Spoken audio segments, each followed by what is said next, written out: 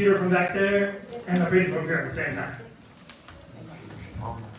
All right, amen. We're thankful for his scars and even our own scars. Because it's through his scars that we know who he is and the love that he has for us. We know that we have nothing left to fear because love casts out all fear. Let's pray. Heavenly Father, we thank you for this day, this time we have to get to gather together and worship and to praise your name. Lord, we just thank you for your blessing in this life, and we thank you above all that you have reconciled us to you through Jesus Christ. Lord, we give this message unto you, this service. Lord, would you anoint it? Would you take it? Would you use it? Would you transform our lives increasingly into the image of your Son, Jesus Christ? And it's in his loving, gracious name we pray. Amen. So, I was reading an article the other day. Great article. I really enjoyed reading it. It had to do with wearing masks and the importance of it. And a lot of you are smiling because that's like all of the articles you'll ever see right now. But it was about a Christian response, and I really enjoyed the perspective on wearing it as a means of loving others. See, and the long story short, it talks about Christ's, his example that he left for us was not really one of a defiance. In fact, he was very submissive to governing authorities of the land, as we've seen throughout his arrest and crucifixion. And in light of that, we also think of that small act of wearing a mask in public as a means to protect others if we would be an asymptomatic carrier of virus. Is that what a small thing to do for the sake of others. It's just a small act of love, whether you have it or not.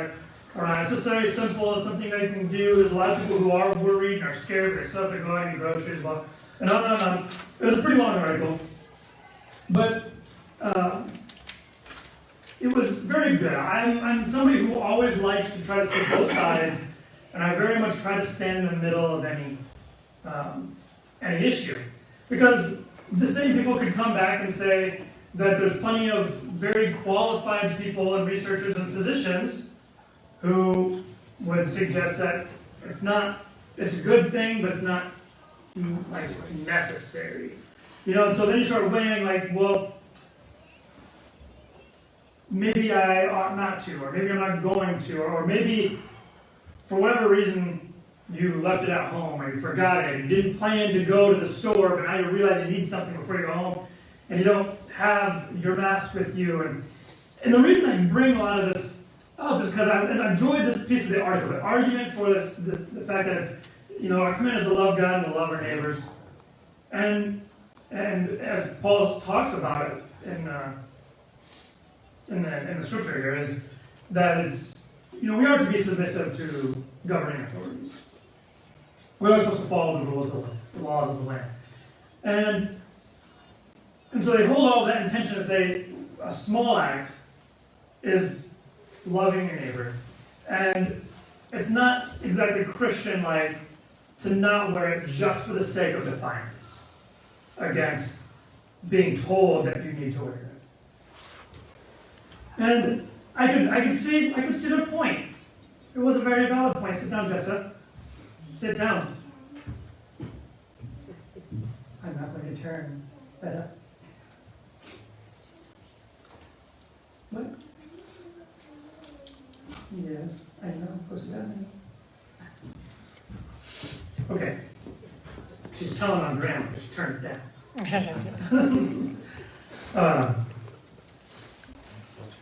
But then we got towards the end of the article, and there was something in there that kind of unraveled the article for me.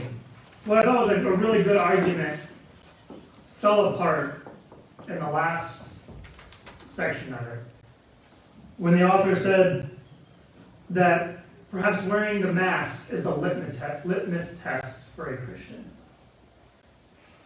I thought, oh, that's terrible. That's terrible to say if they don't wear a mask, they're not a Christian. Because the author essentially gives them permission to base whether or not somebody is a Christian on whether or not they wear a mask. Because the mask is a simple thing to do to show their love for their neighbor. And I think our lives as Christians is way more complicated than whether we've decided to wear a mask or not when we go out in public.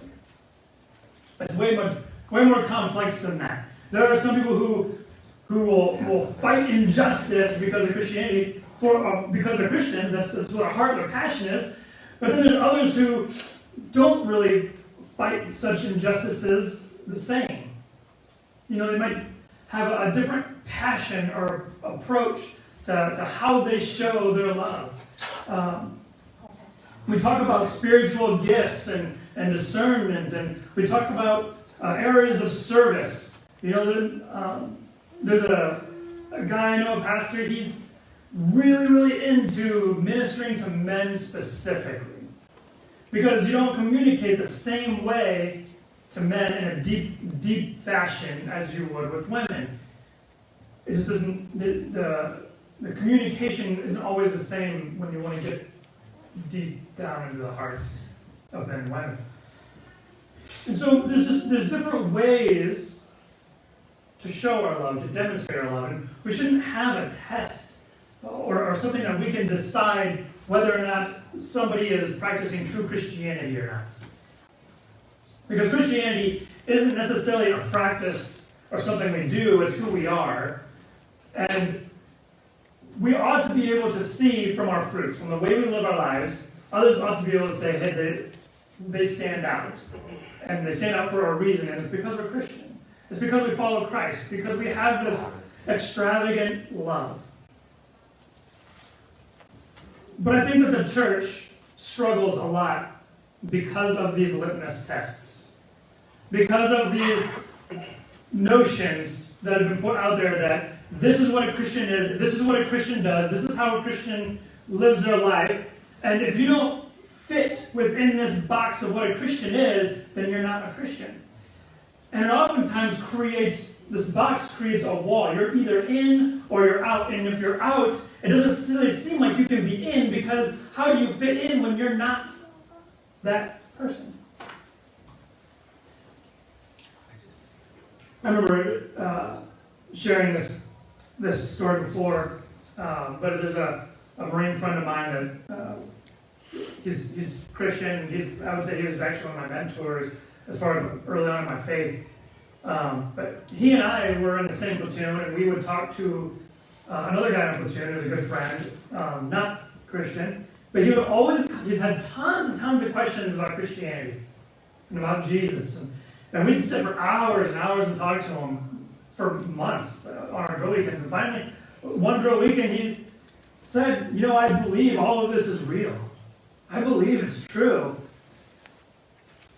But I just love getting drunk and having sex with random girls. And he didn't say it in that language. It was a little more colorful, but he was making a point that he couldn't be a Christian because of the way he lives his life now. And I was kind of struck by that, because I didn't know how to respond. I really didn't know how to respond. And my dad will share a story. I've probably shared this story before too. It was the person who kind of led him to Christ. There were a lot of people involved. There was somebody at work who he was telling him that he doesn't really feel like he can really call himself a Christian or follow Christ because of the life he lives. He felt as a kind of like going to the Marines. You had to meet a certain physical fitness standard before you could join. And that's kind of how he felt about being a Christian as well. And that's what his other Marine said. The same thing. He had to fit a certain mold in order to be Christian. And this guy at work said something really great. I wish I had thought of it, or had the words, or heard it from my friend prior to that. But he said, I guess once you get your life all perfect, you won't even need Jesus. And it was kind of like a big slap in the face for him. And that's when he realized that being a Christian isn't about fitting some mold or idea of what a Christian is or how we ought to live. It's not about fitting this image, but it's about recognizing our need because we can't fit that image. We can't be perfect. We don't have this idea in our minds of what a perfect Christian is. We can never measure up to it. Or what other people envision as a perfect Christian. We always seem to be falling. And then that's the idea. That's the reason Christ came. Was because we can't. we need him in order for that to be accomplished. And through him, it is accomplished. And the verse I read before is that we are new creations through the reconciliation of Christ. I think one of the verses that I've probably read, I don't know, like every other week it seems like, but it's something that resonates with me. As human beings, we have this tendency to want to be good, to be loving, to fit this mold, to be Christian. Sometimes being Christian isn't even on our mind. Sometimes it's just about living the way we think we ought to.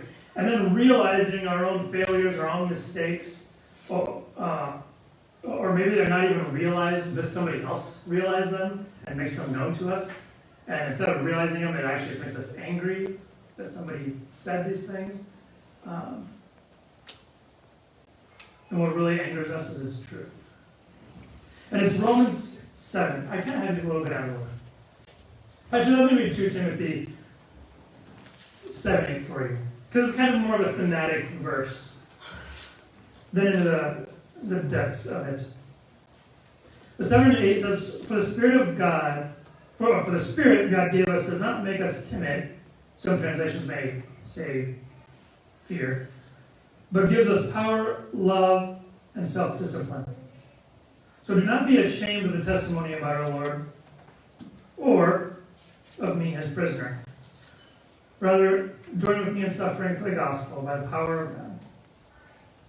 He has saved us and called us to a holy life, not because of anything we have done, but because of his own purpose and grace. The grace was given to us in Christ Jesus before the beginning of time. So I read an extra verse in there for you. As a bonus. You're welcome. He gives us a new spirit. We don't become Christian because we became good. We become good because we became Christ followers. And there's a lot of gray area in there. We talk about our spiritual life as being a journey often. Because we'll look around the room, we'll be around other Christians, and we'll see that people are in different walks of life. They're in different places in their journey with Christ. And so it's a little hard to say that one specific act, or even a whole list of behavioral laws, are what constitute a Christian.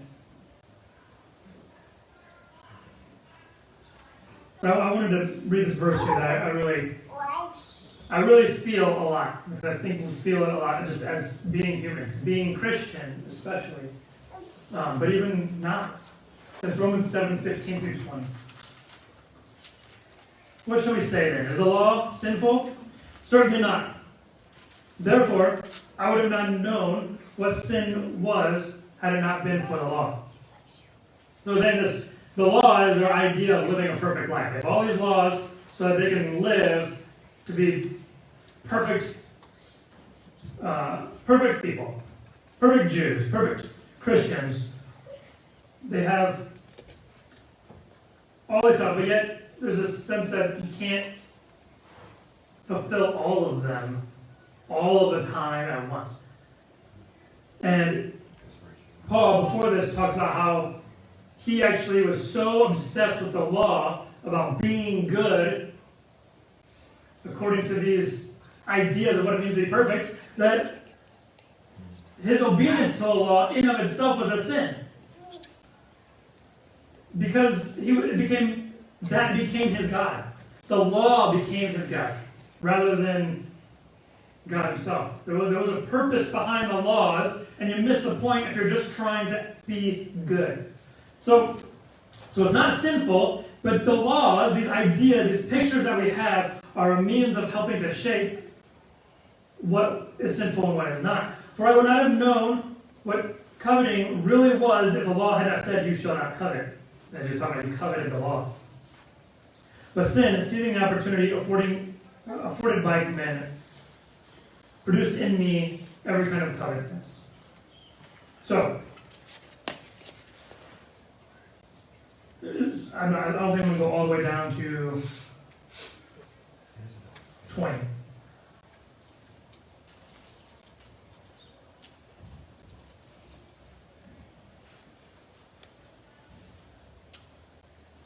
But I'm going to start at 13. Skip a couple verses. Did that which is good then become death to me? By no means. Nevertheless, man, I think I lost my part.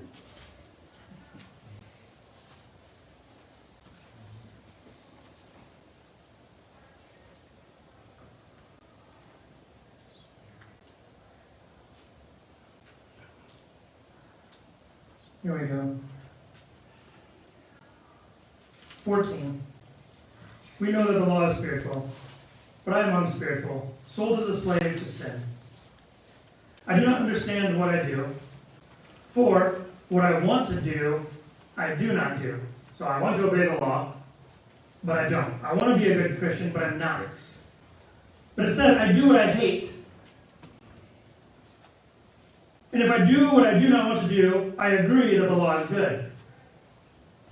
As it is no longer I, myself, who do it, but it is sin living in me. For I know the good itself does not dwell in me, that is, in my sinful nature. For I have a desire to do what is good, but I cannot carry it out. For I do not do the good I want to do, but the evil I do not want to do. This I keep on doing. Now, if I do what I do not want to do, it is no longer I who do it, but it is sin living in me that does it. So I find this law at work. Although I want to do good, evil is right there with me. For in my inner being I delight in God's law, but I see another law at work in me, waging war against the law of my mind, and making me a prisoner of the law of sin at work within me. What a wretched man I am! Who will rescue me from this body that is subject to death? Thanks be to God, who delivered me through Jesus Christ our Lord. So that actually went all the way through. If you're like, where is he? That actually went all the way through 25. But to sum up, because that's a lot of, I do not do what I want to do, I do what I do not want to do, I do what I hate, but I don't do what I want to do. And it gets kind of confusing and lost. Essentially, what he's saying is, I really want to be a good person. I really want to follow these laws. I really want to be the best Christian there is. I really want to be a really loving person. But even though I want to, for whatever reason, I tend not to do it. In fact, not only do I not do that, but I tend to do the things I hate. The sooner we realize we're all a bunch of hypocrites, the better life will be. Amen. We are, and what really gets under our skin is when we get so mad because somebody else is a hypocrite. Or they got Listen to the hypocritical life that they live is the most hypocritical statement anybody can make. That's exactly what Paul's saying. He's a hypocrite. He sinned because he wanted to follow the law. But the law is good, so he wanted to follow it. But then he realized he was breaking the law by following the law because he coveted the law. It was what was important. I suddenly forgot how to speak English. The thing that was most important was the heart of it. Why is he following the law? What is the point of the law? Because the law is good, it's holy, it's righteous. It is what we should aspire to be. To be like Christ or be in Christ's likeness is not to be Christ himself. It's to be Jared, it's to be Mary, it's to be Amy, it's to be you, who God created you to be. But like Christ. in love. That's the whole thing. Jesus boils it all down to two laws. Love the Lord your God with all your heart, mind, soul, and strength. Love your neighbor as yourself. And then, of course, to John, he says, I give you a new command. You say to love your neighbor as you love yourself. I say to love others as I have loved you. It is a sacrificial love. A love of giving up your life for the sake of others. Which I think was actually written in that article about wearing the masks. Ironically. Makes sense. You give up your own ones. I don't want to wear it, but I will for the sake of others. But then again, that might not be everybody's conviction. And when we hold standards on what a good Christian is, we prevent them from being what they could be. And even people outside the church present or have this image of what a Christian is, which also prevents people from following Christ. There's a sense that they have to meet the test in order to join. No. I think we lose the idea that we join because we can't fit the test. We follow because there is no better law to follow than the law of love. And does any one of us love perfectly? Or perhaps our desire to be perfect in love is what's really asked of us. So back to 2 Timothy real quick. It says, the Spirit that's given to us, which is a gift of God, does not make us timid or fearful, but gives us power, love, and self-discipline. Sometimes this power I'm talking about is like a spiritual gift, but ultimately we have to think of it gives us a power in a sense of confidence, ability. Things like, the strength it takes to confess something to someone, something terrible, or the strength it takes to forgive somebody can be really heavy. Or maybe to accept something that was put off forever. Like giving up something to Christ. Give us a spirit of love. It is the most important gift of all. Love casts out all fear. And then of self-discipline. Because the three of these, power, love, and self-discipline, is what brings us closer to Christ likeness. It's what brings us into perfection. It creates us imperfect, but not in an absolute sense. But it is the perfecting grace of God, if you will. We are not Christians because it's what we've become, because we're constantly in a state of becoming. We never really arrive at this final state of being. We're always on this journey. We're always in progression. That's why Jesus says to follow me. He doesn't say to meet me at a certain location. He says to follow me. There's a journey. You're going somewhere. And He's leading you on that journey. So, my two main things I want to bring from this is, first, we should not have a litmus test for who is or who is not a Christian. There's somebody who says they believe in Christ. They cuss like a sailor. That they just haven't made that part of the journey. Right? We're not going to say, well, you're not a Christian because you do this. Because then there'll never be one.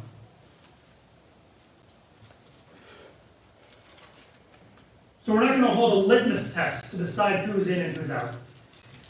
At the same sense, if we are not in the group, if we perhaps hold ourselves as Christians, or maybe we are not Christians, but we feel either way that we are unworthy, we can't stand up to what we are, we're failures. Remember the first song we sang is fear is a liar? That's what it's all about. It's the idea of fear that will never measure up. We're not good enough. So almost what the whole song was about. And all of us says, no, Jesus died for you because you are enough. Maybe it's because you're not enough, but through him you are. Either way you want to read into this, it's through him that you are a new creation. It's through him we have a greater capacity for love. It's through him we have power. It's through him that we have a self-discipline that moves us in this journey towards perfection. It's through him that we are a new creation. My dad's friend, he's kind of gone through his own spiritual dryness. And he's gotten to the point where he almost himself feels unworthy. And in a conversation, the role was completely flipped. He was so excited to be able to tell him exactly what he told his friend, what his friend told him, that led him to Christ. Think about that. You lead somebody to Christ, and then suddenly you feel like you've backslidden, you've fallen, you're unworthy anymore. And that person you led to Christ says the exact same phrase that you said that led them to Christ, to you. Just because somebody's in, because they're Christian, because they're in the church, because they're a leader, because they're a teacher, doesn't mean they won't have moments in their life where they're struggling, especially with their faith. Christ didn't come to make this world perfect. He didn't come to take away all of your struggles and all of your sufferings, as we talk about in Timothy and Romans and Peter. He doesn't take it away. He makes it bearable. Because we see through a lens of grace and love. So, whether you're guilty of judging others' faith based on how they live as a litmus test of whether they're in or out, I would call you to repentance for that. We don't get to decide who's in and who's out. But we get to show them love, self-discipline, and the power of Christ within us through the Holy Spirit. But if you're also feeling dry, weak, worn out spiritually, if you're not really feeling like you're in that club anymore, remember, that's fear. It's lying to you. You were in 2,000 years ago when Christ died for you, knowing that you were a sinner. You were worthy of him giving up his life for you then. You are now. Paul talks about predestined a lot, and that gets thrown around all different types of ideas, doctrinal ideas. God created us to be in relationship with him. That is our predestined nature. That has fallen away. And oftentimes it falls away more than once. Not that we lose salvation, it's not what I'm talking about, but it's the sense that we backslide. We fall away from him. We are never not worthy of his grace. And he said that on the cross. His scars are the reminder of that. So wherever you're at today, I want you to join me in prayer. Because I think all of us probably sitting on both sides of these points. We've probably looked at somebody and said, well, they're not very Christian. But we've also are probably in a spot where we're looking at what the perfect Christian is and realizing that we are utterly failing at this. Join me in prayer. Heavenly Father, we bring for you today all our fears, our guilt, and our condemnation. Because we know in you and through your love, there is no fear and there is no condemnation. Your perfect love and your immense grace casts out all fear and covers all sins.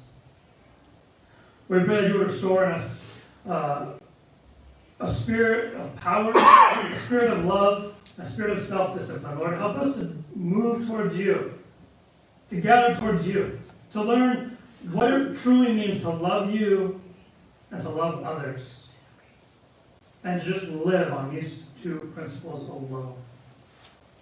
And not just settle for where we're at, but to continue to grow in that love. Discover the depths of this sea. Lord, help us to forgive those who we hold anything against.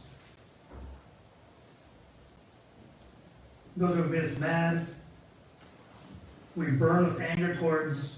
Those who we have contempt or jealousy towards. Lord, I just want to set all of that free. Or those that I've condemned, that I've judged with my own tests of what it means to be loving, or to be good. But I realize that I'm not perfect, nor is anybody else. Lord, help me to live with that kind of grace and love. To stand in solidarity with those who are still growing in their faith. Lord, I pray for any one of those who haven't received you, who haven't taken that step to follow after yours. Lord, I pray that they would find a power and a love that gravitates them in that direction, that pulls them and woos them in, to let them know that there is no standard for getting in, only a willingness to grow and to follow and to love deeper.